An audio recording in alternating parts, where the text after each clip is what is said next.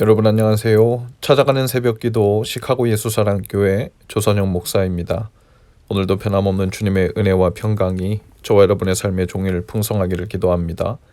오늘 말씀은 욥기 1장 1절에서 5절까지 말씀입니다. 제가 읽어드리지요. 우스라는 곳에 욥이라는 사람이 살고 있었다. 그는 흠이 없고 정직하였으며 하나님을 경외하며 악을 멀리하는 사람이었다. 그에게는 아들 7과 딸 3이 있고 양이 7,000마리, 낙터가 3,000마리, 겨리소가 500쌍, 암나귀가 500마리나 있고 종도 아주 많이 있었다. 그는 동방에서 으뜸가는 부자였다. 그의 아들들은 저마다 생일이 되면 돌아가면서 저희 집에서 잔치를 베풀고 새 누이들도 오라고 해서 함께 음식을 먹곤 하였다.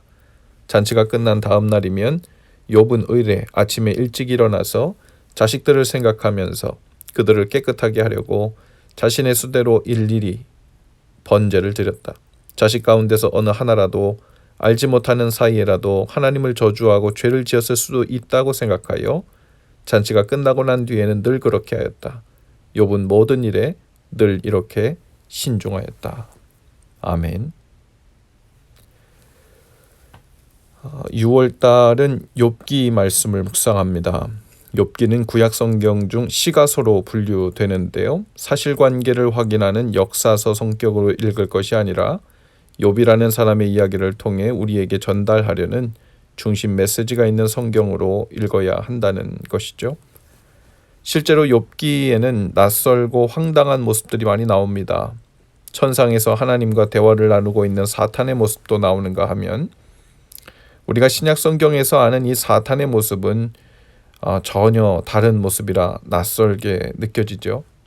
사탄은 본래 고발자라는 뜻입니다. 욥기에서는 사탄이 법정에서 서 있는 고발자, 즉 검사 역할을 하고 있는 것처럼 보입니다.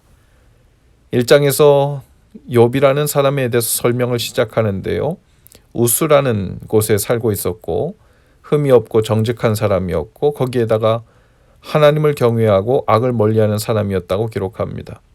욥은 아들 7에 딸 3, 10남매를 두었고 재산도 동방에서 알아주는 부자였다고 기록하지요. 그 규모가 백만장자를 넘어서 거의 억만장자 수준으로 보입니다. 자녀와 재산만 많은 것이 아니었습니다. 아들들은 생일에 형제들과 누이들을 오라고 해서 같이 잔치를 베푸는 우애 좋은 자녀들까지 두었지요. 보통 이렇게 다 갖춘 사람들은 교만하거나 거만해지기 쉬운데 욥은 오히려 더욱 신중했습니다. 잔치를 마친 다음 날 늦잠을 자지 않고 아침 일찍 일어나 자녀들을 한 사람 한 사람 위해 일일이 번제를 드리는 수고와 부지런함까지 있었습니다. 생각지 못한 때에라도 혹여 작은 죄를 지었을까 하여 그들을 깨끗이 하려고 제사를 드렸지요. 빈틈이 없이 다 가졌고 의로웠고 칭찬받게 할 것이 없는 것 같은 그야말로 의인이라는 설명을 하고 있습니다. 그리고 흠이 없는 의인이라는 말은 물론 사람들의 기준을 말하죠. 하나님 앞에서 흠이 없는 사람은 없지요. 욥이 그의 삶을 대하는 태도와 하나님 경외하는 모습을 보면 마치 전혀 빈틈이 보이지 않는 것처럼 보입니다.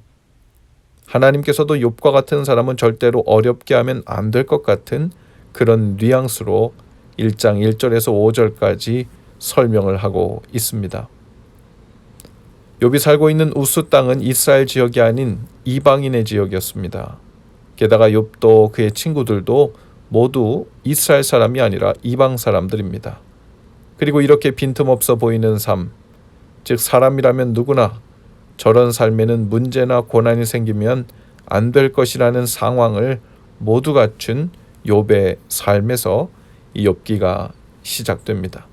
그리고 시험이 시작되죠. 마치 이렇게 사람의 눈에 완전해 보이는 욥이 선한가? 그런 욥에게 시험과 고난을 주시는 하나님이 선하고 정당하다고 할 수 있는가에 대한 이야기가 시작되고 있는 것입니다. 오늘 우리의 삶의 자리도 마치 욥이 살고 있던 우르와 같을 수 있습니다. 복된 땅, 은혜가 풍성한 삶의 자리를 가리켜 욥은 우르에 살고 있었다고 이야기하는데요. 그리고 어느 날 이런 어려움이나 고난, 시험을 당할 이유가 하나 없는 것 같은데 마른 날의 날벼락 같은 고난과 어려움이 욥에게 찾아오죠.